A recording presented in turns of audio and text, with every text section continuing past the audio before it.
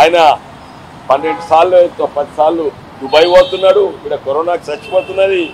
ఆడ శ్మశాన వాటికి గాయలేదు. అంబులెన్స్కు 40,000. ఈయనేమో 10 సార్లు దుబాయ్ పోయి వస్తుండు, ఇటలీ పోయి వస్తుండు. ఇవన్నీ కూడా అవుతున్నప్పుడు మేము గాంధీ హాస్పిటల్ పోదలుచుకున్నాం. ఎందుకంటే గాంధీ హాస్పిటల్లో నర్సెస్కు పీపీఈ కిట్ లేకుంటే కరోనా అంటే వాళ్ళు కూడా చచ్చిపోతారు.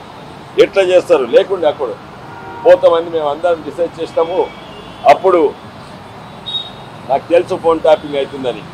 అయితే ఫోన్ ట్యాపింగ్ అయితే మనం ఇలాగనే పట్టుకుంటారని మేమేం ఉపాయం చేస్తామంటే, మేము ఎప్పుడు పోతామో చెప్పలేదు, రేపా ఎల్లుండా చెప్పలేదు.